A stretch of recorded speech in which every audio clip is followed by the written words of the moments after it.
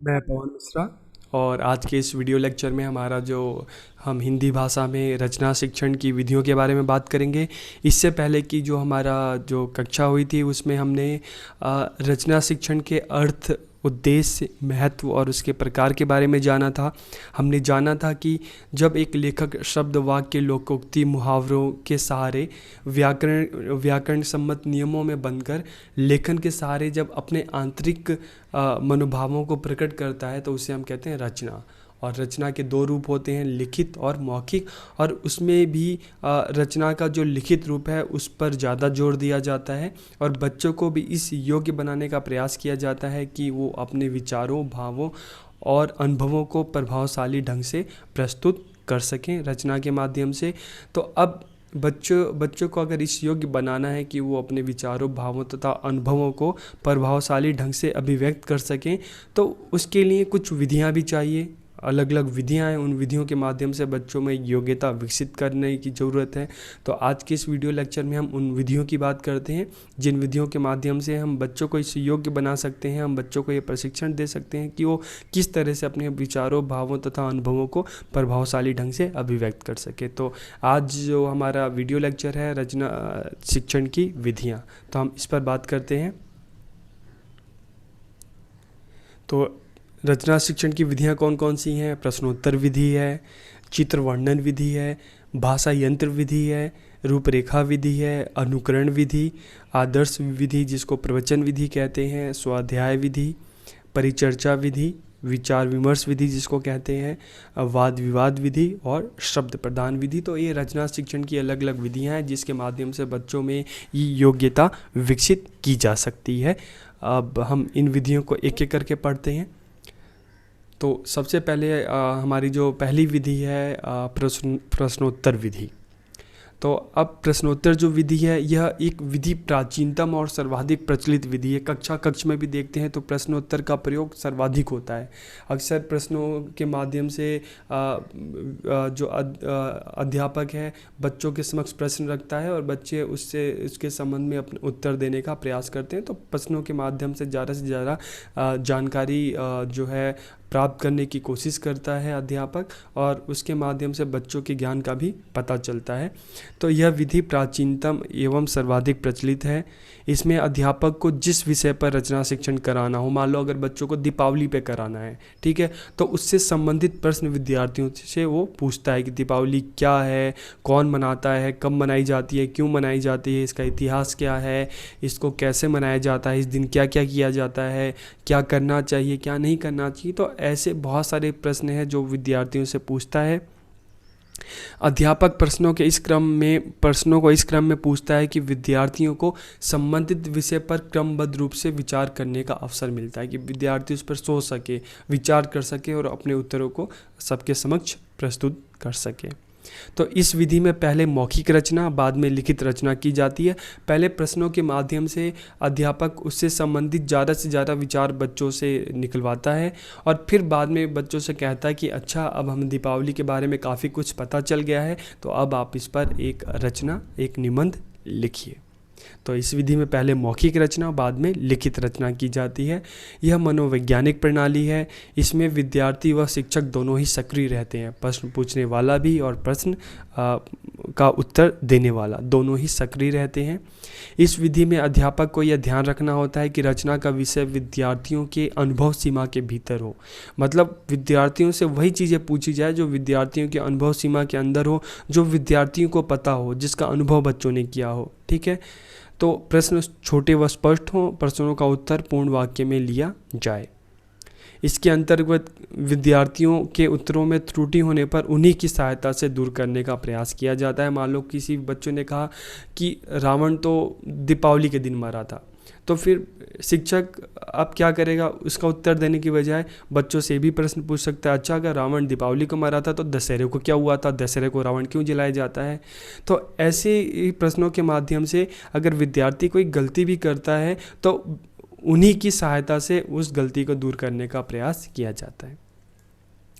फिर हम दूसरी विधि की बात करते हैं। जैसे आप एक पिक्चर देख रहे हैं, एक फ़ोटो देख रहे हैं जिसमें एक पार्क का चित्र है जहाँ पे बच्चे झूला झूल रहे हैं। तो चित्र वर्णन विधि, अब चित्र वर्णन, जैसे नाम से पता चल रहा है, चित्र को का वर्णन करना, ठीक है। तो इस विधि में जिस विषय पर रचना कार्य कराना होता है अध्यापक को, उससे संबंधित चित्र कक्षा में विद्यार्थियों के समक्ष प्रस्तुत करता है। पहले इन चित्रों पर मौखिक रूप से चर्चा होती है कि चित्र में क्या दिखाया गया है, बताइए क्या क्या हो रहा है चित्र में।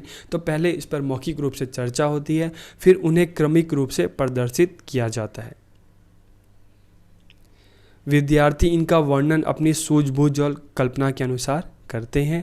इस विधि का प्रयोग प्राथमिक और माध्यमिक स्तर पर सफलतापूर्वक किया जा सकता है। तो इसमें क्या होता है कि पहले बच्चों के समक्ष चित्र को प्रस्तुत किया जाता है, फिर बच्चा चित्र को देखता है, आप उस चित्र पर कक्षा में विचार विमर्श होता है, उस चित्र पर चर्चा होती है मौखिक रूप से, और फिर उसके बाद बच्चों को बोला जाता है कि अब इस चित्र को देखकर आप वाक्य बनाओ, इस पर इस चित्र के बारे में लिखो, ठीक है। तो विद्यार्थी अपनी सूझबूझ और कल्पना के अनुसार उसको लिखता है। तो इसका जो प्रयोग है माध्यमिक स्तर पर और प्राथमिक स्तर पर सफलतापूर्वक किया जाता है। इस विधि में विद्यार्थियों में मौलिक लेखन तथा स्वानुभूति प्रकट करने का अच्छा अवसर मिलता है कि विद्यार्थियों को खुद से सोचकर, ठीक है, खुद से सोचकर और जो खुद से अनुभव कर रहे हैं, ठीक है, उसको प्रकट करने का अवसर मिलता है। अब देख रहे हैं इस फोटो में ऊपर टेप रिकॉर्डर है, नीचे प्रोजेक्टर चल रहा है। तो अब एक कुछ ऐसी विधि है भाषा यंत्र विधि। तो यंत्र मतलब कि यंत्र के माध्यम से बच्चों की जो रचना कौशल है उसको विकसित करना। तो किस तरह से कि इस विधि में छोटे बच्चे खेल खेल में रचना करना सीखते हैं। कैसे सीखते हैं? इस विधि में विभिन्न उपकरणों की सहायता ली जाती है, जैसे टेप रिकॉर्डर हो गया, रचना का रिकॉर्ड या कैसेट और चित्र, ठीक है। तो इन अलग अलग जो यंत्र हैं इनका सहारा लिया जाता है। पहले टेप रिकॉर्डर पर रचना का कैसेट लगाकर उसे चालू कर दिया जाता है। तो जैसे आपने ऊपर देख रहे हो आप टेप रिकॉर्डर को, तो उसमें जो कैसेट है या टेप है उसको लगाकर इसको चालू कर दिया जाता है, और फिर दीवार पर संबंधित चित्र को टांग दिया जाता है। चित्र को भी टांग सकते हैं या इस तरह के प्रोजेक्टर लगा सकते हैं, ठीक है। अब क्या होगा कि पीछे से टेप रिकॉर्डर से आवाज़ आएगी और साथ के साथ जो चित्र है चलता रहेगा। तो बच्चा क्या है कि आवाज़ और उसके आधार पर जो चित्र चलता है तो उसको भी देखकर बच्चों को चित्र के बारे में पता चलता है कि क्या हो रहा है। जैसे आपने पुराने कभी कार्टून देखो तो उस पुराने कार्टून में भी आपको, जैसे आजकल के कार्टून देखो तो उसमें दिखता है कि जो कार्टून कैरेक्टर हैं वो बोलते हैं, लेकिन पहले ऐसा नहीं होता था। पहले चित्र चलता था और आवाज़ अलग आती थी, चित्र अलग चलता था। तो उसी तरह से कुछ विधि है कि पहले चित्र को दीवार पे टांग दिया जाता है और फिर पहले जो कैसेट चालू कर दिया जाता है, वहाँ से आवाज़ आती है और चित्र को दीवार पर टांग दिया जाता है। तो अब क्या होगा कि कैसेट से निकलने वाले वाक्यों के अनुसार संकेतक, मतलब जो पॉइंटर होता है, से चित्र पर संकेत करता है कि चित्र में क्या बताया जा रहा है, और बच्चे चित्र को देखते हैं और कैसेट को सुनते हैं। तो इससे बच्चों को जानकारी होती है और फिर बच्चा इस अवलोकन के आधार पर अपनी रचना लिखने के लिए बच्चों से कहा जाता है कि जो आपने देखा, जो सुना, आप उसके बारे में लिखिए। तो इसमें विद्यार्थियों की एक से अधिक इंद्रियां अर्थात कान, आँख, हाथ आदि सक्रिय रहते हैं और बच्चों की पाठ में रुचि बनी रहती है। फिर रूपरेखा विधि। अब रूपरेखा विधि क्या है? तो बच्चों को, जैसे एक उदाहरण दिया गया है बहुत अच्छा, अगर बच्चों को पैदल चलाना सीखने के लिए वोकर आदि का आश्रय देकर पद संचालन क्रिया को रोचक बनाया जाता है। पद संचालन मतलब पैरों से चलना। तो बचपन में देखते हैं बच्चों को जो वोकर होता है उसके द्वारा चलना सिखाया जाता है, ठीक है। तथा उसे इससे क्या होता है, ना गिरने का ना चोट लगने का डर होता है और उसको बिल्कुल आश्वस्त किया जाता है कि तुम गिरोगे नहीं, तुम इससे आराम से चल सकते हो। उसी प्रकार अगर हम रूपरेखा विधि की बात करें तो इस विधि के अनुसार निबंध का आरंभ, मध्य और समापन वाक्यांशों को रूपरेखा के माध्यम से दे दिया जाता है, ठीक है। विद्यार्थी को कुछ वाक्यों का निर्माण करना पड़ता है और कुछ वाक्यों से विषय के विस्तार में सहायता मिलती है। तो अब अगर आप इसको और समझो तो इसमें अध्यापक क्या करता है, पूरे विषय के बारे में नहीं बताता, कक्षा में जाकर बताता है कि आपको मान लो हम होली के बारे में लिखना है, ठीक है, होली पर एक निबंध लिखना है। तो अब आपको इसमें एक रूपरेखा दे रहा है कि आपको क्या लिखना है। आपको सबसे पहले ये लिखना है कि होली जो त्यौहार है वो उसका इतिहास क्या रहा है, ठीक है। आपको उसके इतिहास के बारे में लिखना है, कब से मनाई जा रही है, ठीक है, इसके पीछे की कहानियाँ क्या हैं, फिर कैसे मनाई जाती हैं, आपको ये बताना है और फिर आपको बताना है समापन में कि आपको होली में क्या करना चाहिए, क्या नहीं करना चाहिए। तो एक तरह से अध्यापक क्या कर रहा है, बच्चों के समक्ष एक रूपरेखा प्रस्तुत कर दे रहा है कि आपको क्या क्या कैसे लिखना है, और फिर विद्यार्थियों को विद्यार्थी उसके अनुसार जो शिक्षक ने निर्देश दिया, जो एक रूपरेखा प्रस्तुत की है, उसके हिसाब से विद्यार्थी अपनी रचना करते हैं। तो विद्यार्थी कुछ चीज़ें शिक्षक बच्चों को बता देता है और कुछ शब्द का निर्माण विद्यार्थियों को अपनी तरफ से करना पड़ता है। तो शिक्षक बच्चों की मदद कर रहा है, लेकिन आधा काम शिक्षक कर दे रहा है और बाकी काम बच्चा को अपने आप से खुद से करना पड़ता है। तो कुछ वाक्यों से विषय विस्तार में सहायता मिलती है। यह विधि सभी स्तरों पर सफलतापूर्वक अपनाई जा सकती है। अक्सर आपने भी देखा होगा, आप जब विद्यालय में होंगे तो शिक्षक आपको एक बता देते थे कि देखो दिवाली में ये होता है, होली में ये होता है। तो शुरू जैसे इतिहास है, कैसे मनाई जाती है, क्या करना चाहिए क्या नहीं करना चाहिए, तो अब आप इस पर एक निबंध लिखिए। तो शिक्षक रूपरेखा बच्चों के सामने प्रस्तुत कर रहा है और फिर बच्चा उस पर खुद से लिखता है। जैसे आपने देखा होगा, घर बनाते हैं तो पिलर पहले बना दिया जाता है, ठीक है, बाद में ईंटें लगाई जाती हैं। तो उसी तरह से पिलर का काम शिक्षक ने किया और ईंट जो है बच्चों को खुद से जोड़ना है। फिर हम बात करते हैं अनुकरण विधि। अनुकरण का मतलब है कि शिक्षक का अनुकरण करना, कि अगर इसमें अब इसको जानने की कोशिश करते हैं, अनुकरण इसको नकल भी कह सकते हैं। अनुकरण तो किस तरह से आपने देखा होगा कि जैसे इस फोटो में दिख रहा है कि शिक्षक ने श्यामपट्ट पर कुछ लिखा है और बच्चे उसको अनुकरण करके उसको पढ़ रहे हैं, ठीक है। तो अब इसमें क्या होता है कि इस प्रणाली में विद्यार्थियों के सामने त्रुटि रहित कोई रचना प्रस्तुत की जाती है। विद्यार्थियों के सामने या तो श्यामपट्ट पर लिखकर, अगर मान लो जैसे एक अध्यापक है, श्यामपट्ट पर मान लो उसने एक निबंध लिखा, ठीक है। उसने निबंध किस पर लिखा कि उसने निबंध लिखा कि अगर मैं प्रधानमंत्री होता, ठीक है, तो उस पर निबंध लिखा 10 वाक्यों में, और फिर बच्चों ने उसका अनुकरण करके उसको अपनी कॉपी में लिख लिया, ठीक है। अब उसके बाद शिक्षक बच्चों से कहेगा कि अब इसके आधार पर तुम खुद से लिखो कि अगर मैं मुख्यमंत्री होता तो मैं क्या करता, ठीक है। तो मतलब अनुकरण बच्चे पहले शिक्षक को देखकर कर रहे हैं और फिर बाद में उसके आधार पर बच्चे खुद से करेंगे अनुकरण। पहले अनुकरण किया, अब बच्चा अपने मौलिकता से अपना सोच समझकर उसको करेगा, ठीक है। तो इस प्रणाली में विद्यार्थियों के सामने त्रुटि रहित कोई रचना प्रस्तुत की जाती है जिसमें कोई गलती ना हो। विद्यार्थी उस रचना का अध्ययन एवं मनन करते हैं, फिर उसी रचना से मिलती जुलती कोई दूसरी रचना जो है विद्यार्थी स्वयं करते हैं। जैसे यदि मैं चिकित्सक होता, अगर मान लो शिक्षक ने बच्चों को श्यामपट्ट पर लिख कर करवाया कि यदि मैं चिकित्सक होता, ठीक है, तो बच्चों ने उसको देखा, अपनी कॉपी में लिख लिया। अब शिक्षक कहेगा कि अब इसी के आधार पर तुम खुद से लिखो कि अगर मैं पुलिस वाला होता तो मैं क्या करता। तो इस विषय पे बच्चे अपनी रचना स्वयं करते हैं। इसी तरीके से आपको याद होगा कि शिक्षक श्यामपट्ट पर लिखवाती थी कि अच्छा चलो स्वास्थ्य अधिकारी को सफाई के लिए पत्र, ये शिक्षक ने लिखवा दिया, आपने उसको देख कर लिख लिया। अब शिक्षक कहती थी कि चलो अब तुम पुलिस अधिकारी को शहर की सुरक्षा के लिए पुलिस अधिकारी को पत्र लिखो। तो एक उन्होंने करवाया, आपने उसको देख कर किया, और दूसरा आपको अपने आप से करना है, ठीक है। तो समझ में आ गया आप सबको। फिर हम बात करते हैं आदर्श विधि, प्रवचन विधि। तो जैसे प्रवचन आपने सुना होगा, जिसमें क्या है इस विधि में कि इस विधि के अनुसार शिक्षक विषय के बारे में व्याख्यान द्वारा पूरी जानकारी विद्यार्थियों के समक्ष रखता है। मान लो अगर शिक्षक को बच्चों के अगर लिखवाना है, किसी विषय पर लिखवाना है, ठीक है, अगर मान लो जैसे हम वही उदाहरण दे रहे हैं कि अगर शिक्षक को बच्चों पर स्वतंत्रता दिवस के बारे में अगर बच्चों को लिखवाना है, तो शिक्षक क्या करेगा, स्वतंत्रता दिवस के बारे में सारी जानकारी बच्चों के सामने प्रस्तुत करेगा, ठीक है। फिर विद्यार्थी सुनेंगे तथा अपने सामर्थ्य अनुसार रचना कार्य करते हैं। तो पूरी जानकारी अध्यापक बच्चों को देता है और बच्चा सुनकर फिर खुद से उसको लिखता है, ठीक है। तो यह विधि उच्च कक्षाओं में प्रयुक्त की जाती है।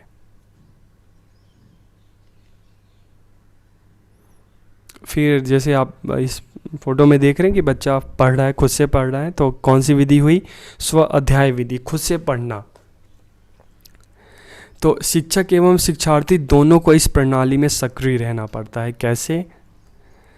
इस विधि में विद्यार्थियों के ज्ञान में वृद्धि होती है तथा विषय सामग्री के स्वाध्याय के समय उनका विभिन्न लेखन शैलियों से परिचित होता है। जब बच्चा खुद से पढ़ने की कोशिश करता है तो लेखन की अलग अलग जो शैलियाँ हैं, जैसे हमने बात की संवाद, हमने बात की नाटक, एकांकी, पत्र, निबंध, तो अलग अलग जब विद्यार्थी खुद से पढ़ता है, ठीक है, तो ज्ञान में वृद्धि तो होती है और बाकी वो लेखन की अलग अलग शैलियों से परिचित होता है। इस विधि से लेखन की अपनी शैली का निर्माण होता है, ठीक है। तो अब इसको समझने की कोशिश करो तो स्वाध्याय के माध्यम से रचना कैसी होती है कि विद्यार्थियों को अध्यापक खुद से पढ़ने के लिए प्रेरित करता है। आप खुद से पढ़ो, आप निबंध को पढ़ो, आप कहानी पढ़ो, आप पत्र पढ़ो, आप खुद से पढ़ो और उसके आधार पर आप अपनी स्वयं की रचना करो। उस विषय पे आप क्या सोचते हैं आप खुद से लिखो, ठीक है। तो इसमें क्या होता है कि बच्चा स्वयं से पढ़ता है, स्वयं से ज्ञान में वृद्धि करता है और उसके आधार पर अपनी स्वयं की रचना लिखता है। तो इससे बच्चों की अपनी शैली का निर्माण होता है। अब आप देख रहे हैं एक कक्षा है जिसमें आपस में बच्चे और शिक्षक विचार विमर्श कर रहे हैं। तो परिचर्चा विधि, विचार विमर्श विधि, तो स्वाध्याय विधि का अगला चरण ही परिचर्चा है। तो कई बार क्या होता है कि बच्चों को अध्यापक कहते हैं कि ठीक है, तुम इस विषय पर तुम क्या करो, इस विषय को तैयार करके लाओ। अगर मान लो विषय दे दिया कि हमारा प्यारा भारत देश, अब इस विषय पर हम अपने भारत को महान क्यों कहते हैं, ऐसा क्या क्या कारण है जो हम इसको महान कहते हैं, तो तुम इस विषय पे तुम पढ़ के आओ, समझ के आओ कि भारत को महान क्यों कहा जाता है। अब बच्चा अलग जाएगा, अलग अलग पुस्तकों से इस विषय पर जानकारी एकत्रित करेगा, ठीक है। और फिर शिक्षक कहता है, सभी बच्चों से कहता है कि तुम इसके बारे में जानकारी इकट्ठी करके आओ। फिर बच्चे उसके बारे में पढ़ के कक्षा में आते हैं और कक्षा में फिर जो सब बच्चे अपनी अपनी जो जानकारी को सबके समक्ष विचार विमर्श के माध्यम से प्रस्तुत करते हैं। और फिर शिक्षक कहता है कि अब विचार विमर्श के माध्यम से जब अलग अलग जो बच्चे हैं अपने उस विषय के संबंध में अपनी जानकारी प्रस्तुत करते हैं तो इसका क्या फ़ायदा है, इससे ज़्यादा से ज़्यादा उस विषय पर जो जानकारी है सभी को प्राप्त होती है। और इसके आधार पर फिर आखिर में अध्यापक बच्चों से बोल सकता है कि ठीक है, अब हमें जो पता चला हमारा महान भारत, तो इस विषय पर अब आप अपनी रचना लिखो, ठीक है। तो पहले तो शिक्षार्थी विषय के बारे में स्वाध्याय करे तथा फिर सामूहिक चर्चा, और लेखन मौखिक अभिव्यक्ति का लिपिबद्ध रूप है। जो चर्चा की है फिर उस पर लिखना है, ठीक है। तो चर्चा करने से विचारों में स्पष्टता आती है और विषय के प्रति प्रतिबद्धता होती है। आप विषय को अच्छी तरीके से लिख सकते हैं। इस शैली का प्रयोग उच्च कक्षाओं के लिए उत्तम है। अब हम बात करते हैं, आप सामने देख रहे हो कि पोडियम पे दो लोग हैं आपस में बात कर रहे हैं। तो ये कौन सी शैली है, वाद विवाद विधि, ठीक है। तो इसमें क्या होता है, उच्च कक्षाओं में इस प्रणाली का प्रयोग किया जाता है। शिक्षा, सती प्रथा, दहेज प्रथा, ऐसे ही बहुत सारे जो विषय हैं उस पर रचना कार्य कराने के लिए विद्यार्थियों को दो भागों में बांटा जाता है और उनको दो भागों में बांटकर रचना के पक्ष एवं विपक्ष में विचार प्रस्तुत करने के लिए कहा जाता है, ठीक है। विद्यार्थी रचना के पक्ष या विपक्ष में बोलते हुए अपने विचारों को सत्य सिद्ध करने के लिए तर्क प्रस्तुत करते हैं और इस प्रकार वाद विवाद पूरा होने के पश्चात विद्यार्थियों को विषय पर रचना कार्य करने के लिए कहा जाता है कि वाद विवाद के माध्यम से जो भी जानकारी निकली हो, जैसे विचार विमर्श में हमने देखा, उसी तरीके से वाद विवाद के माध्यम से जो भी जानकारी इकट्ठी हुई उस पर बच्चों को रचना कार्य करने के लिए कहा जाता है, ठीक है। और अब हम देखते हैं शब्द प्रधान विधि। नाम से ही याद आ रहा है शब्द की प्रधानता। तो शब्द प्रधान विधि क्या है, तो इस विधि के अंतर्गत अध्यापक विभिन्न शब्दों, मुहावरों आदि को विद्यार्थियों के समक्ष रखता है कि श्याम पट पर बहुत सारे शब्द लिख देगा, मुहावरे लिख देगा, लोकोक्ति लिख देगा, ठीक है। अब क्या किया, बच्चों का काम क्या है कि फिर विद्यार्थी इन शब्दों का प्रयोग करके वाक्य रचना करते हैं। तो विद्यार्थी क्या है, विद्यार्थियों के समक्ष जैसे आपके शिक्षक भी करते होंगे, शब्द लिख देते होंगे और कहते होंगे चलो शब्द के आधार पर वाक्य की रचना करो, ठीक है। मुहावरे लिख देते होंगे, आप मुहावरों के आधार पर वाक्य की रचना करो, ठीक है। तो अध्यापक क्या कर रहा है, शब्दों मुहावरों को बच्चों के समक्ष रखता है और फिर विद्यार्थियों से इन शब्दों का प्रयोग करके वाक्य रचना के लिए कहता है, ठीक है। इस विधि द्वारा विद्यार्थियों के लिए खेल खेल में रचना करना सरल हो जाता है। विद्यार्थी अपने पसंद के हिसाब से, उनको जो जैसा लगता है अपने अनुभवों के हिसाब से उन शब्दों के आधार पर वाक्य की रचना करते हैं, ठीक है। तो ये थी रचना शिक्षण की अलग अलग विधियाँ। अब इनका प्रयोग करने के लिए किन बातों का ध्यान रखना है कि विद्यार्थियों के बौद्धिक एवं मानसिक स्तर को ध्यान में रखते हुए, ठीक है, इन विधियों का उपयोग करना है। किसी भी उपयुक्त विधि का प्रयोग कर विद्यार्थियों को रचना करने में प्रशिक्षित किया जा सकता है, ठीक है। तो ये शिक्षण प्रणालियाँ रचनात्मक योग्यता को विकसित करने के लिए साधन है, ठीक है। तो अब एक चीज़ का क्या ध्यान रखना है कि सारी विधियां अपने आप में बहुत उत्तम है, लेकिन किस स्तर पर कौन सी विधि का प्रयोग किया जाए ये शिक्षक को ध्यान में रखना है। बच्चों के मानसिक स्तर को और बौद्धिक स्तर को ध्यान में रखते हुए उसको अलग अलग विधियों का प्रयोग करना है। तो आज के इस वीडियो लेक्चर में हमने देखा कि रचना शिक्षण क्या है, इसकी अलग अलग विधियाँ कौन कौन सी हैं, उन विधियों का किस तरह से प्रयोग किया जा सकता है, ठीक है। तो आज अगर आपको ये वीडियो लेक्चर आपको अच्छा लगा हो तो आप अपनी राय ज़रूर दें। आप सबका बहुत बहुत धन्यवाद।